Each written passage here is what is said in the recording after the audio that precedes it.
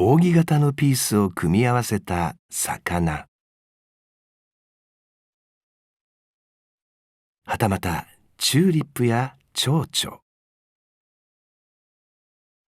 チーク玩具のパズルのように見えますが、実はこれ和三盆を使った干菓子、落雁です。こちらの動物たちはココア味とバニラ味の落雁。京都発の和菓子ブランド宇宙和菓子の商品です。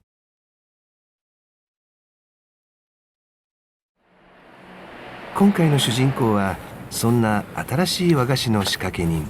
木本克也さんです。和菓子は保守的に見られがちなところもありますし、僕は大いに可能性を感じているので、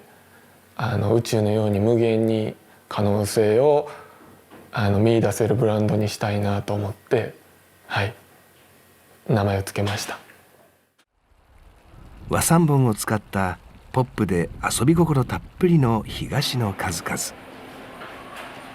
木本さんは2017年京都タワーの1階に落雁専門店をオープンさせました。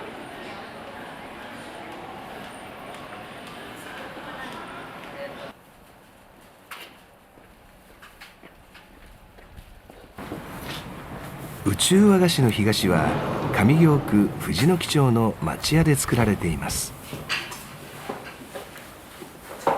木本さんは株式会社宇宙の代表取締役兼デザイナーとして和菓子やパッケージのデザインを考えています。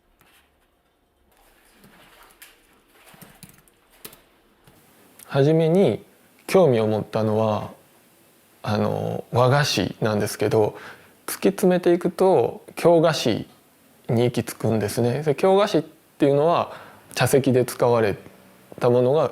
今京菓子とくくられてるんですけど、見て楽しむ、感じて楽しむ、食べて楽しむ、歳時記とともにあって、そういうところにデザイナーとしてもすごく魅力を感じますし。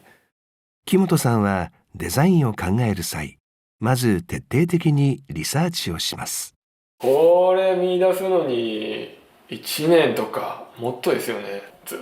と図書館行って茶席の勉強して、どこまでそれをシンプルにできるかみたいなところで、実際も頭の中に何作ろうって決めたら僕めっちゃ早いんで。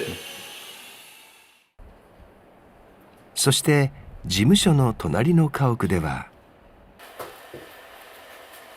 若き菓子職人たちが落雁を作っています。干菓子の作り方を見せていただきましょう。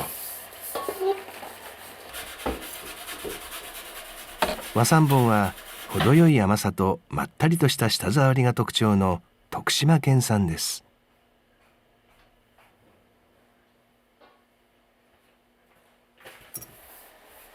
和三盆に色素や水を加え手で混ぜ合わせます。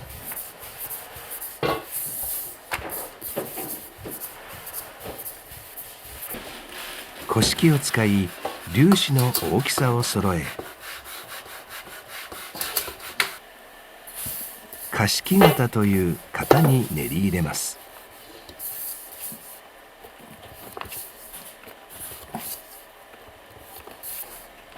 宇宙和菓子の干菓子はこの菓敷型を使ってすべて手仕事で作られています。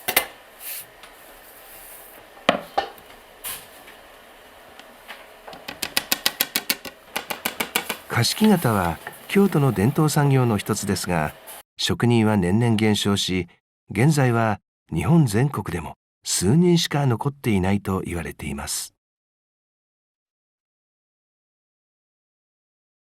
和菓子業界に入っていざ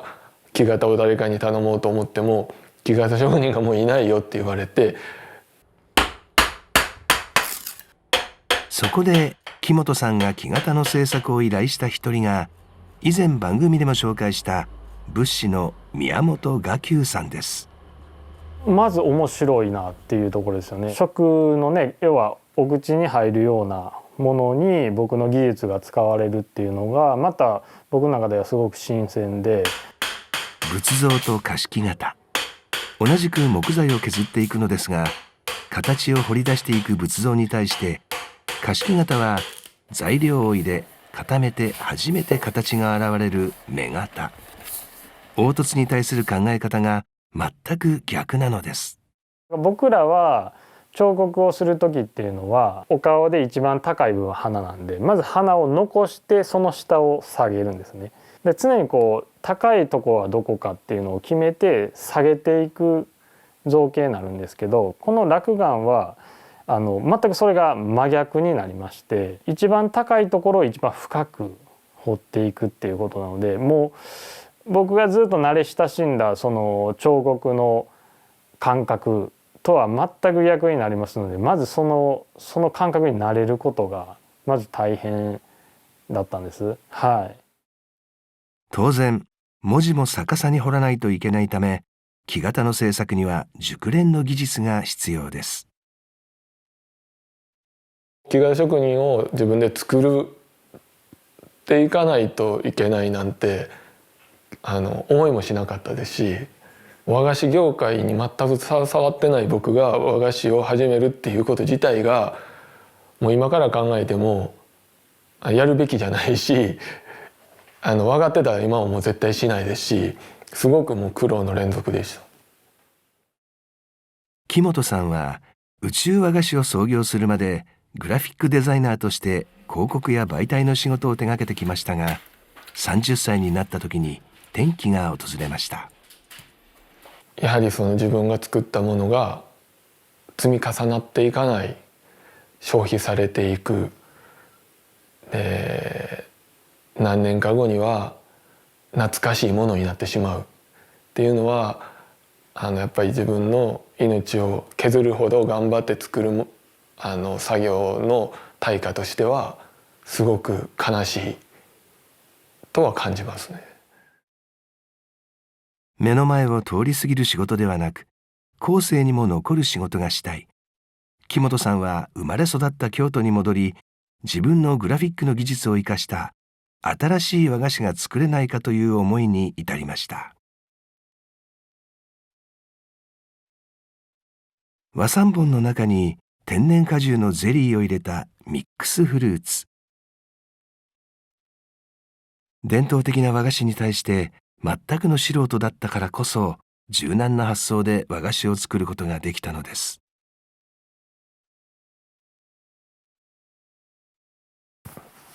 そして木本さんはこれからの100年を見据えた和菓子作りを始めました。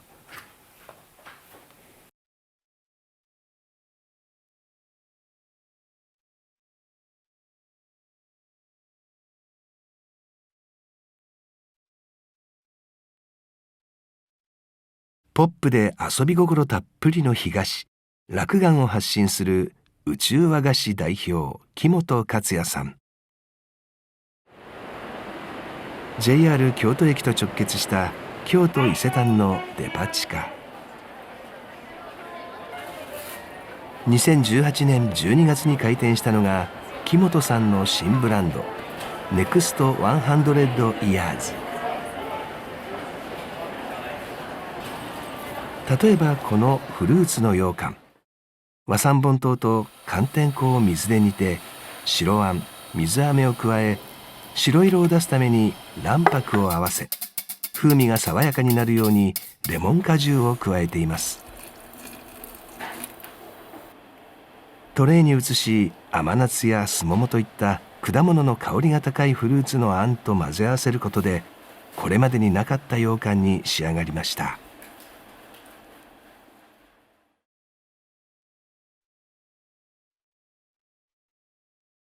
ベースが白い羊羹なんですけど、その中にフルーツの寒天がいろいろ入ってて、それを並べながら白い羊羹汁を流すのが結構スピード勝負なので大変です。実際に宇宙和菓子のお菓子を手に取っていただいた方がお菓子を見て幸せな気持ちになったり、選ぶ時に少しでもワクワクしたりしていただけるようなお菓子を作っていきたいです。良いものって普遍的な価値を持ってるんですよ。今の和菓子を作ること、それが100年後文化になるっていうことを達成したいですよね。そのために100年後僕は生きてないので、今の一年一年をきちっと刻んでいくことの積み重ねなので、結局は日々しっかり思いを大事にして続けていくことかなと思います。宇宙和菓子木本克也さん。これからの100年を見据えて和菓子と人をつなぐプラットフォームを作っていきたい。時代を超える普遍的な魅力を持つ和菓子とは、デザインとは、探求の日々は続きます。